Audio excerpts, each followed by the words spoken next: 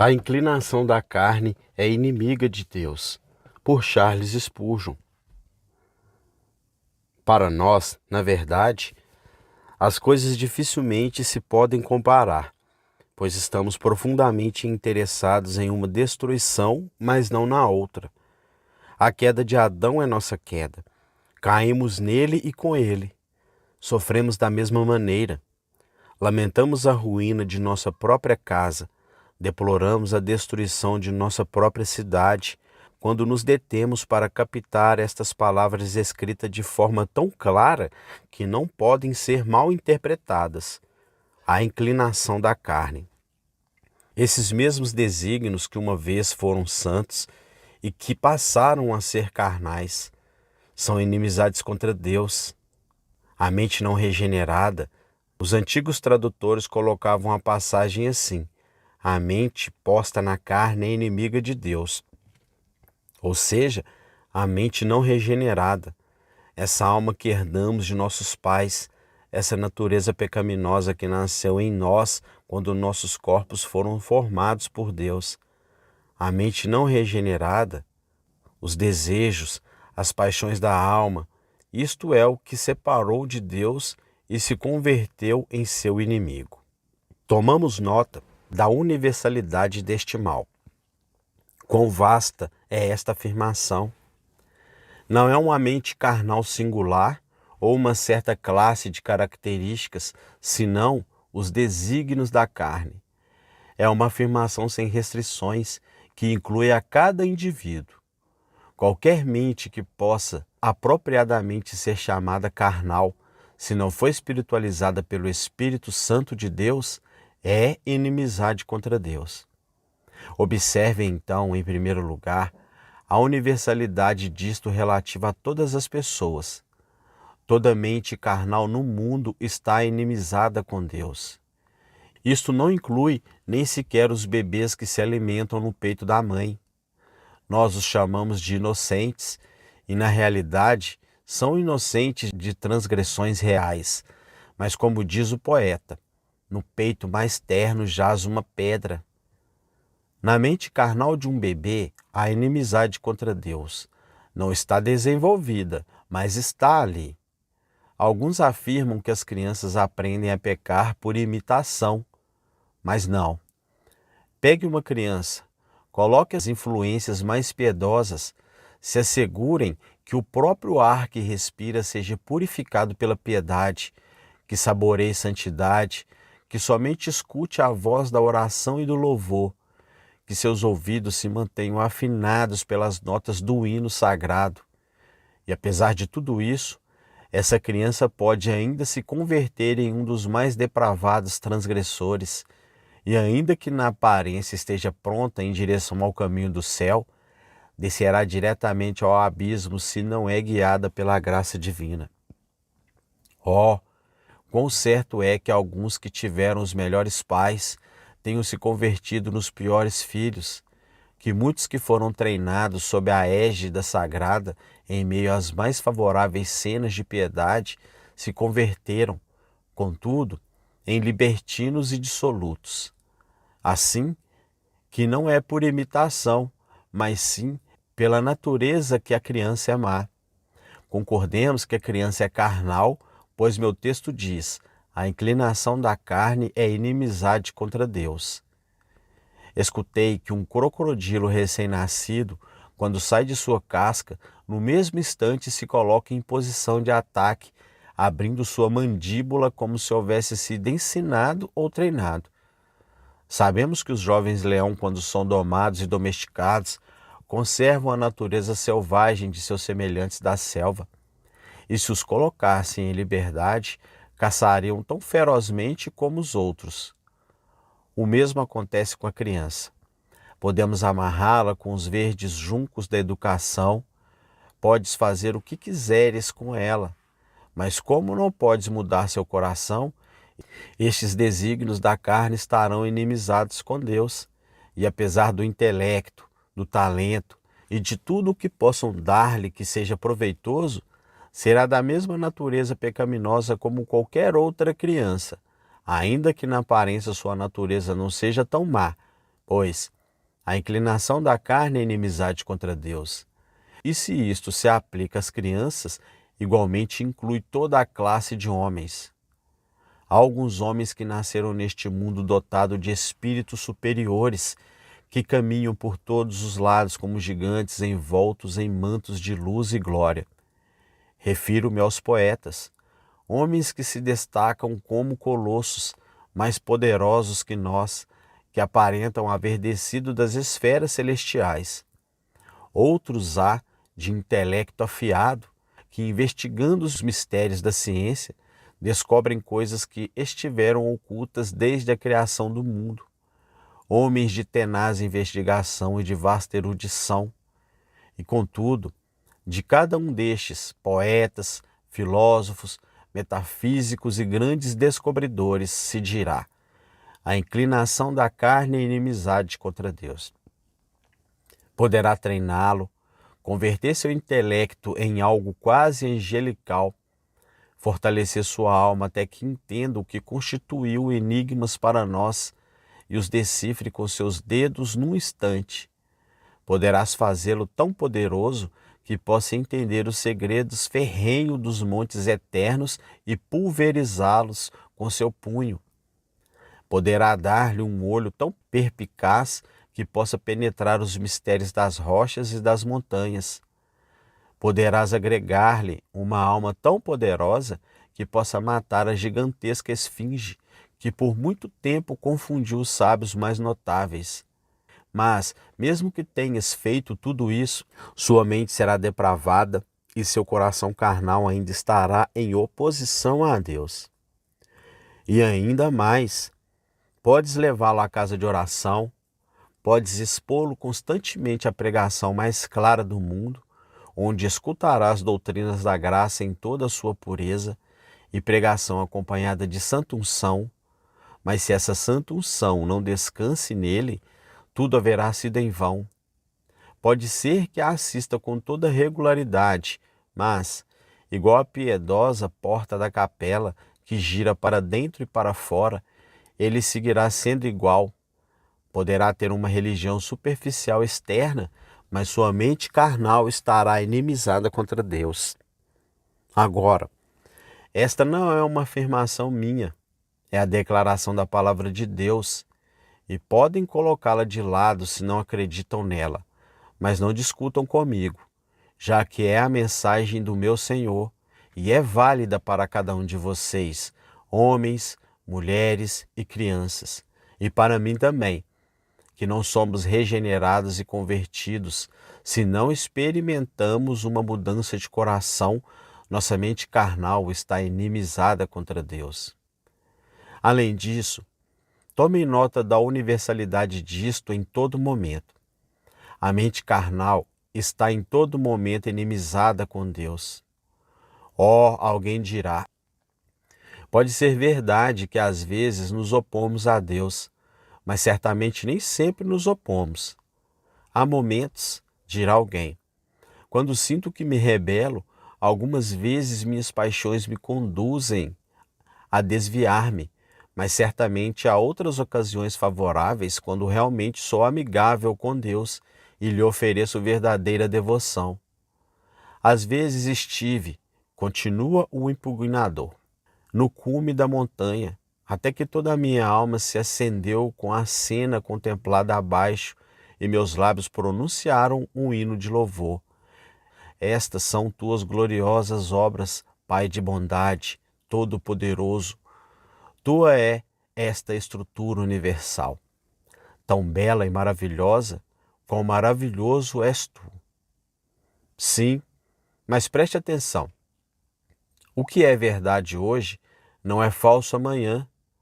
A inclinação da carne é inimizade contra Deus todo o tempo. O lobo poderá estar adormecido, mas continua sendo lobo.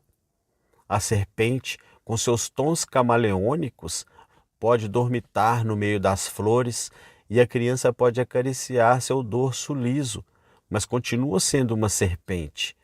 Não muda sua natureza ainda que esteja adormecida. O mar é albergue das tormentas, ainda que esteja plácido como um lago. O trovão continua sendo trovão que retumba poderosamente, ainda que se encontre tão longe que não possamos escutá-lo. E o coração, ainda que não percebamos suas ebulições, ainda que não vomite sua lava e não jogue as ferventes rochas de sua corrupção, continua sendo o mesmo temível vulcão.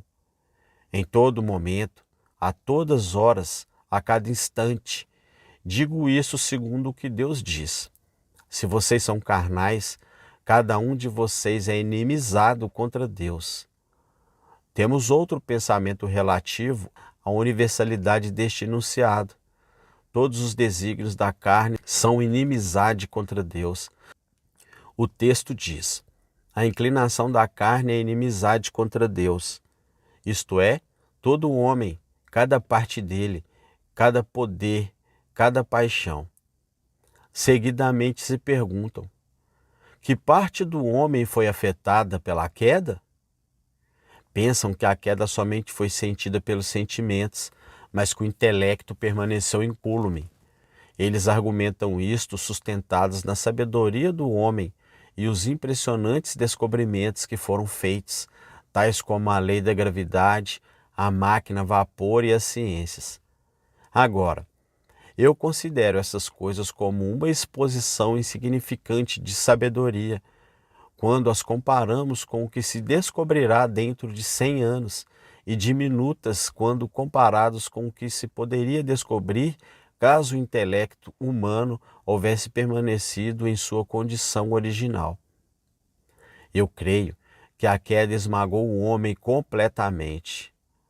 Ainda que quando passou como uma avalanche sobre o poderoso templo da natureza humana, alguns elementos permaneceram intactos e em meio às ruínas se pode encontrar por aqui e por ali uma flauta, um pedestal, uma coroa, uma coluna, que não estão completamente quebrados.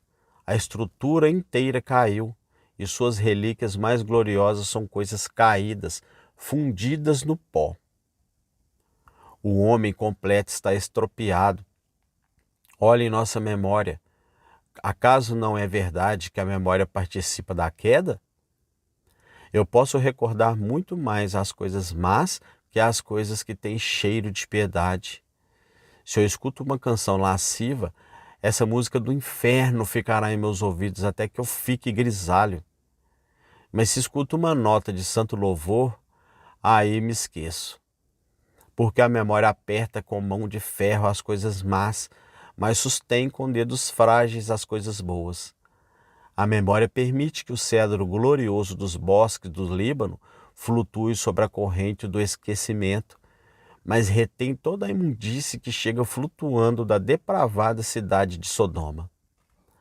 A memória recordará o mal, mas esquecerá o bem. A memória participa da queda. O mesmo ocorre com os afetos. Amamos as coisas terrenas mais do que deveríamos amá-las. Rapidamente entregamos nosso coração a uma criatura, mas raras vezes o oferecemos ao nosso Criador. E quando o coração é entregue a Jesus, é propenso a se extraviar. Olhem a nossa imaginação também. Oh, como se deleita a imaginação quando o corpo se encontra em uma condição perniciosa. Somente dê ao homem algo que o leve a ponto de intoxicar-se. Droguem-no com ópio, e como dançará sua imaginação cheia de alegria. Como o pássaro liberto de sua jaula, como se renovará com asas mais vigorosas que as asas da águia. Vê coisas que nem sequer havia sonhado nas sombras da noite. Por que razão sua imaginação não trabalhou quando seu corpo se encontrava em um estado normal, quando era saudável? Simplesmente porque a imaginação é depravada e, enquanto não se introduzia um elemento imundo, enquanto o corpo não havia começado a estremecer-se com um tipo de intoxicação, a fantasia não pensava celebrar seu carnaval. Temos alguns esplêndidos exemplos do que o homem pode escrever quando influenciado pela maldita aguardente. Pelo fato de que a mente é tão depravada, ela se encanta com tudo aquilo que põe o corpo em uma condição anormal, E aqui temos uma prova que a própria imaginação se extraviou. O mesmo acontece com o juízo. Posso demonstrar quão imperfeitamente decide. Também posso acusar a consciência e dizer-lhe quão cega ela é e como lhe cintila o olho ante os maiores desatinos. Posso examinar todos os nossos poderes e escrever na frente de cada um deles: traidor ao céu, traidor ao céu. Toda a mente posta na carne é inimiga de Deus. Agora, meus queridos amigos, meus queridos leitores, somente a Bíblia é a religião dos protestantes, mas sempre que reviso um certo livro tido em grande estima por nossos irmãos anglicanos, o encontro inteiramente ao meu lado e invariavelmente sinto um grande deleite ao citá-lo. Vocês sabem que eu sou um dos melhores clérigos da Igreja da Inglaterra, o melhor, se me julgarem pelos artigos, e o pior, se me julgarem por qualquer outra norma? Meça-me pelos artigos da lei da Inglaterra, e não ocuparia o segundo lugar ante ninguém abaixo do céu azul do firmamento, pregando o evangelho contido neles. Pois se há um excelente epítome do evangelho, se encontra nos antigos da Igreja da Inglaterra. Permita-me mostrar-lhe que não estiveram escutando uma doutrina estranha. Temos, por exemplo, o artigo novo sobre o pecado de nascimento, o pecado original. O pecado original não consiste em seguir a Adão, como o afirma em vão os pelagianos, mas é a falha e a corrupção da natureza de cada indivíduo, que naturalmente é engendrada pela prole de Adão, pela qual o homem está sumamente distanciado da justiça original, e é por sua própria natureza propenso ao mal, de tal forma que o desejo da carne é contra o espírito. E, portanto, toda pessoa vinda a este mundo merece a ira de Deus e a condenação. E esta infecção da natureza efetivamente permanece, sim, nos que são regenerados, pelo qual a concupiscência da carne, chamada no grego, que alguns expõem como a sabedoria, a sensualidade, o afeto, o desejo da carne, não está sujeita à lei de Deus. E ainda que não haja condenação para os que creem e são batizados, contudo o apóstolo confessa que a concupiscência e a lascívia têm em si a natureza do pecado. Não necessito mais nada. Acaso alguém que creia no livro de orações discordará da doutrina que a mente posta na carne é inimiga de Deus? Temo, meus irmãos, quando consideramos nosso estado, não pensamos tanto na culpa como pensamos na miséria, o que tem sido mostrado com muito poder, e certamente o orgulho da natureza humana tem sido muito humilhado e abatido. Seu coração está contra Deus. Devemos dizer que o pecado é seu, e se não pode arrepender-se, devemos lhe mostrar que o pecado é a única causa de sua incapacidade para fazê-lo, que toda sua separação de Deus é pecado, que o se manter afastado de Deus é pecado. Temo que muitos dos que aqui estamos devemos reconhecer que não acusamos nossas próprias consciências desse pecado.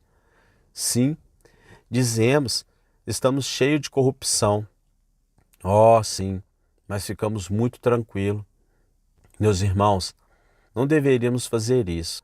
Termos essa corrupção é nosso crime, que deve ser confessado como um mal enorme. E se eu, como ministro do Evangelho, não enfatizasse o pecado envolvê-lo, não teria encontrado seu próprio vírus. Teria deixado de fora a verdadeira essência, se não mostrasse que é um crime. A inclinação da carne é inimiga de Deus. Quão grave é esse pecado? Isso se manifestará de duas formas. Considerem nosso relacionamento com Deus e logo lembrem o que Deus é. E depois que houver falado destas duas coisas, vocês verão, espero, que é um pecado estar inimizado contra Deus.